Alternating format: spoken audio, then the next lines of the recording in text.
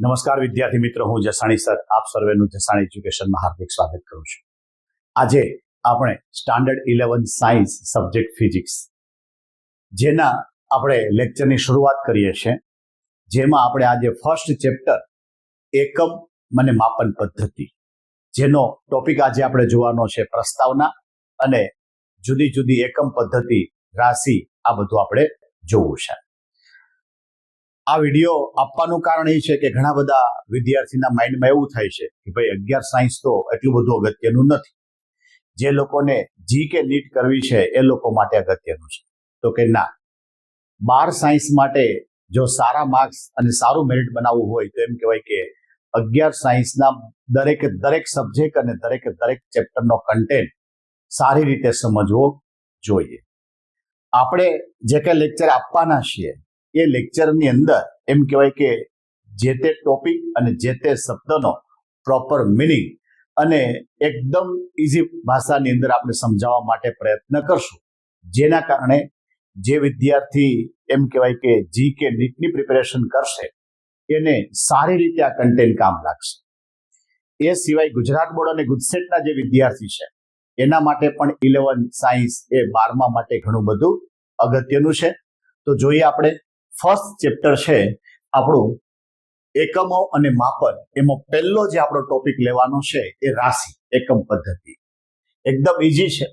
તો કે પહેલા તો રાશિ, તો કે મૂળભૂત જે કઈ ઘટકો છે એ ઘટકોને રાશિ કહેવાય અને એનું જે માપન છે એ ને એકમ કહેવાય. કોઈ પણ વસ્તુ આપણે લખવી હોય અથવા તો લાવવી હોય તો એ ચોક્કસ એકમની અંદર લાવી શકાય. ભૌતિક રાશિના નિશ્ચિત અને આધારભૂત આંતરરાષ્ટ્રીય માન્યતા ધરાવતા પ્રમાણભૂત માપનને એકમ કહેવામાં આવે છે. દાખલા તરીકે આપણે કોઈ જગ્યાએથી ખાંડ લેવી છે તો ખાંડ એમ કહેવાય કે શેમાં માપી શકાય, તો કે કિલોગ્રામમાં. તો આ કિલોગ્રામ છે એનો એકમ છે અને આ એકમ એમ કહેવાય કે આંતરરાષ્ટ્રીય માન્યતા ધરાવતો હોવો જોઈએ. મૂળભૂત ભૌતિક રાશિ અને મૂળભૂત એકમો, તો કે અમુક ઓછામાં ઓછી પાયાની ભૌતિક રાશિઓ છે. આ પાયાની ભૌતિક રાશિઓ 3 છે. એક દળ, બીજું લંબાઈ અને ત્રીજો સમય. દળ, લંબાઈ અને સમય, આને 3 ને મૂળભૂત ભૌતિક રાશિ કહેવાય. આના જે એકમ છે તો કે દળ શેમાં માપી શકાય, કેજીમાં માપી શકાય. લંબાઈ શેમાં માપી શકાય, મીટરમાં માપી શકાય અને સમય સેકન્ડમાં માપી શકાય. તો આ 3 જે એકમ થયા એ મૂળભૂત એકમો થયા છે. આમાંથી જે કઈ બને એટલે કે ભૌતિક રાશિમાંથી બનતી નવી જે કઈ રાશિ છે એને સાધિત રાશિ કહેવાય. એનો મતલબ એ છે કે આ 3 સિવાયની જે કઈ રાશિ છે એને સાધિત રાશિ કહેવાય અને આ જે એકમ બને એ એકમને સાધિત એકમ કહેવાય. આ 3 ફિક્સ છે, આનો નક્કી ન હોય કેટલા બને. દાખલા તરીકે આપણે ઝડપ અથવા તો વેગ, તો સ્થળાંતરના છેદમાં સમય, સ્થળાંતર એટલે લંબાઈના છેદમાં સમય એટલે કે મીટર પર સેકન્ડ. તો આ એનો સાધિત એકમ થયો, આ એની સાધિત રાશિ થઈ છે. ત્રીજી જે છે એ પૂરક રાશિ છે. પૂરક રાશિ એટલે સમતલ કોણ અને ઘનકોણ. કોઈ પણ સમતલમાં ખૂણો બને, બરોબર છે, તો એ સમતલ કોણ થાય, એને રેડિયનમાં માપી શકાય. સમતલ કોણ વડે ખૂણો બને કે 3 ડાયમેન્શન, તો એ સ્ટેડિયનમાં માપી શકાય. આ એટલું અગત્યનું નથી, બરોબર. મૂળ આ આપણે યાદ રાખવાનું છે કે મૂળભૂત રાશિ અને સાધિત રાશિ. વિવિધ પ્રકારની અત્યાર સુધીમાં એકમ પદ્ધતિ લેવામાં આવી છે. એમાં પહેલી વહેલી જે હતી FPS, આનું આખું નામ યાદ રાખવાનું, ફૂટ પાઉન્ડ સેકન્ડ. આ પદ્ધતિનું નામ હતું FPS. બીજી જે છે એ CGS છે. C એટલે સેન્ટીમીટર, G એટલે ગ્રામ, S એટલે સેકન્ડ. સેન્ટીમીટર, ગ્રામ, સેકન્ડ. ત્રીજી જે છે એ MKS છે, મીટર, કિલોગ્રામ, સેકન્ડ. અને આ ચોથી જે છે એ MKSA, એટલે આ જે ક્રમ છે બદલશે. મીટર, કિલોગ્રામ, સેકન્ડ તો છે. જો તમે વિદ્યુત પ્રવાહ તો એ એમ્પિયરમાં અહીંયા A આવે. જો તમે તાપમાન લ્યો તો અહીં K આવે. એટલે આ ચોથો ક્રમ બદલતો જશે. એટલે મૂળ જુઓ તો આ 3 થઈ, એમાંય ખાસ કરીને આ 2, CGS અને MKS. અત્યારે જે કાંઈ છે એ સિસ્ટમ ઇન્ટરનેશનલ એટલે SI એકમ પદ્ધતિ. એમાં 7 છે, બરોબર યાદ રાખજો. પેલું દળ, લંબાઈ અને સમય, આ 3 મૂળભૂત. વિદ્યુત પ્રવાહ, તાપમાન, દ્રવ્યનો જથ્થો અને જ્યોતિ તીવ્રતા. દળ એટલે કિલોગ્રામ, કેજી, લંબાઈ એટલે મીટર, સ્મોલ એમ, સમય એટલે સેકન્ડ, એસ, વિદ્યુત પ્રવાહ એટલે એમ્પિયર, એ, તાપમાનનો કેલ્વિનનો કે, દ્રવ્યનો જથ્થો મોલ, MOL, અને જ્યોતિ તીવ્રતા કેન્ડેલા એટલે સીડી. આ 7. હવે ઘણીવાર એક્ઝામ ની અંદર પૂછે કે મૂળભૂત કઈ, તો કે દળ, લંબાઈ અને સમય. એસઆઈ કઈ, તો કે 7. તો કે જ્યોતિ તીવ્રતા છે એને મૂળભૂત રાશિ ગણવામાં આવે, તો કે ના, એસઆઈ સિસ્ટમ પ્રમાણે જુઓ તો એ 7 થાય તો ગણવામાં આવે છે. હવે આપણે જે એકમ લખીએ છીએ એનું ફોર્મેટ આપણે જોઈએ કેવી રીતે લખીશું, તો કે જે તે એકમનું સાંકેતિક ભાષા છે અને એ આંતરરાષ્ટ્રીય માન્યતા ધરાવતો હોવો જોઈએ, એટલે સ્પષ્ટ એના સંકેત મુજબ જ લખી શકાય. આમાં કોઈ જગ્યાએ વચ્ચે કે અંતે પૂર્ણ વિરામ ના આવે. દાખલા તરીકે કેજી છે તો આવી રીતે આમ ન કરી શકાય, અથવા તો આમ પણ ન કરી શકાય. બરાબર, આમ જ લખાય કે જી. આ એની સિમ્બોલિક ભાષા થઈ. એકથી વધારે વાર જો એકમ આવતો હોય તો એમ કહેવાય કે બહુવચનમાં ન લખાય. કોઈ પણ જગ્યાએ બહુવચનમાં એકમ ન લખાય. એક જ એકમ પદ્ધતિ હોય છે. દાખલા તરીકે મીટર પર સેકન્ડ છે તો આ મીટર એ MKS છે અને સેકન્ડ પણ MKS. બરાબર છે, એટલે MKS તો MKS છે, CGS તો CGS. એકમ પદ્ધતિ હોય છે. જો કોઈ એકમ વૈજ્ઞાનિકના નામની યાદમાં આપવામાં આવે તો એમ કહેવાય કે એનો જો એક જ લેટર લખવાનો હોય તો એ કેપિટલ. દાખલા તરીકે ન્યૂટન અથવા તો પાસ્કલ. પરંતુ આખું નામ લખવું હોય તો ન્યૂટન સ્મોલ લેટરમાં અથવા પાસ્કલ સ્મોલ લેટરમાં. એકદમ ઈઝી છે. આ રાશિ અને એકમ પદ્ધતિ. રાશિની ક્યારે વ્યાખ્યા નહીં પૂછે, એકમની ક્યારે વ્યાખ્યા નહીં પૂછે.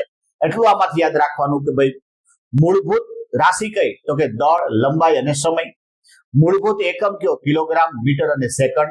બરોબર, આમાંથી જે કઈ નવું બને એ નવી રાશિ બનતી હોય તો સાધિત રાશિ, નવો એકમ બનતો હોય તો સાધિત એકમ. પૂરક રાશિ ખાલી નજરમાં હોવું જોઈએ. વિવિધ એકમ પદ્ધતિમાં એમ કહેવાય કે FPS ફૂટ પાઉન્ડ સેકન્ડ, CGS એટલે સેન્ટીમીટર ગ્રામ સેકન્ડ, MKS એટલે મીટર કિલોગ્રામ સેકન્ડ, MKS એટલે મીટર કિલોગ્રામ સેકન્ડ એમ્પિયર. અને અત્યારની જે પદ્ધતિ છે સિસ્ટમ ઇન્ટરનેશનલ, એટલે કે એકમ પદ્ધતિ દળ, લંબાઈ અને સમય, વિદ્યુત પ્રવાહ, તાપમાન, દ્રવ્યનો જથ્થો અને તીવ્રતા. આ 7 નામ યાદ રાખવાના. આ ખાલી આપણા નોલેજ માટે છે કે એકમ કેવી રીતે લખાય, તો કે એના સંકેત મુજબ લખાય. એમાં વચ્ચે કે અંતે પૂર્ણ વિરામ કે ડોટ કે આવે નહીં, બહુવચનમાં ન લખાય. એકમ એક જ એકમ પદ્ધતિથી લખી શકાય. અને વૈજ્ઞાનિકના નામની યાદમાં જો આપવામાં આવે તો કેપિટલ લેટર તો સિંગલ, અથવા તો આખું નામ લખો તો સ્મોલ લેટર. જોજી, આમાં આપણે એક ઉમેરો કરીએ, રાઉન્ડ ઓફ પદ્ધતિ. ઘણી વખત એવું થાય કે તમે જ્યારે કેલ્ક્યુલેશન કરો છો ને જવાબ લખવાનો થતો હોય ત્યારે અમુક અંક આપણે લખતા નથી હોતા, તો એના માટે આપણે શબ્દ વાપર્યો છે કોઈ અંક પડતો મૂકવો છે. દાખલા તરીકે 365.894 છે તો તમારે આને આવી રીતે બતાવવો છે કે 365.89. ચોથો આંક કાઢી નાખો છે. આવી રીતે કોઈ પણ આંક કોઈ કાઢવો છે, આપણે પડતો મૂકવો છે. તો એના માટેના નિયમો છે. પડતો મુકાતો અંક 5 થી મોટો હોય, 5 થી મોટો હોય. દાખલા તરીકે 365.896. બરાબર, મારે જે પડતો અંક મૂકવો છે કયો છે, આ 6. એ 5 થી કેવા છે, મોટા છે. તો આગળનો અંક 9 છે, એમાં કશું ઉમેરાય નહીં. બરાબર, અને એમના બી 6 નીકળી જાય. 6 પછી આંકડા હોય તો નીકળી જ જાય. પણ જે અંક આપણે પડતો મૂકવો છે લાસ્ટ, એના માટેની વાત થાય. તો હવે આપણો આન્સર આમ થયો 365.89. 5 થી મોટા હોય તો કશું ન ઉમેરાય.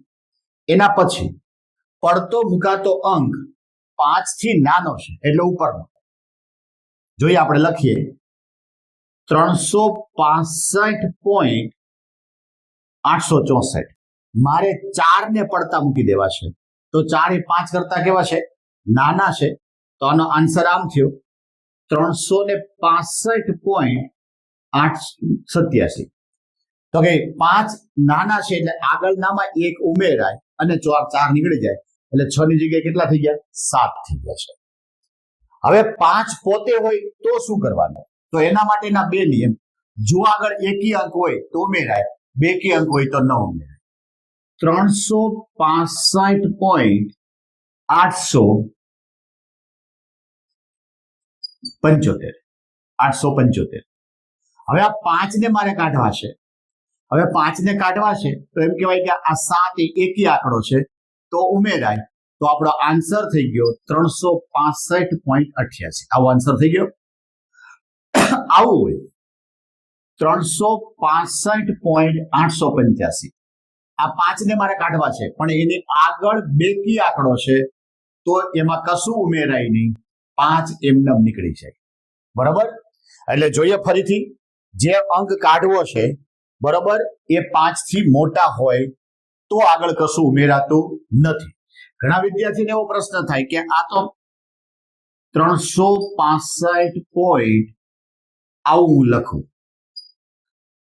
89, 69, 8. હવે મારે આ 89 રાખવા છે એટલે 6 ખરેખર મારો છેલ્લો અંક કહેવાય, એને મારે કાઢવા એટલે આ બધું કાઢી નાખવું છે. તો મારે નિયમ 6 માટે લાગુ પડે કે 6 એ 5 થી મોટા છે એટલે આનો આન્સર કેટલો થઈ ગયો 365.89. એવી રીતે કોઈ પણ આંકડા કાઢવા હોય તો એના માટેના નિયમ 5 થી મોટા હોય તો કશું ન ઉમેરાય, 5 થી નાના હોય તો એક ઉમેરાય અને આંકડો નીકળી જાય. જો પડતો મુકાતો અંક 5 પોતે હોય તો એમ કહેવાય કે તેમની આગળનો અંક જો એકી હોય તો ઉમેરાય, બેકી સંખ્યા હોય તો ઉમેરાતો નથી. આવી રીતે આ લેક્ચરમાં આપણે રાશિ, એકમ પદ્ધતિ અને આ એકમ પદ્ધતિ માટેના જે કઈ મૂલ્ય છે, જે કઈ રકમ છે એને રાઉન્ડ ઓફ પદ્ધતિ કરવા માટેના નિયમો આપણે લીધા છે. એકદમ સરળ ભાષામાં સમજાવવા માટેનો આપણે આ પ્રયત્ન કર્યો છે.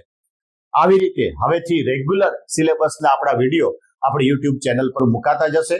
તો દરેક વિદ્યાર્થીને લાભ મળે એટલા માટે અમારી જે ચેનલ છે જસાણ એજ્યુકેશન ચેનલને લાઇક, શેર અને સબસ્ક્રાઇબ કરવાનું ભૂલતા નહીં.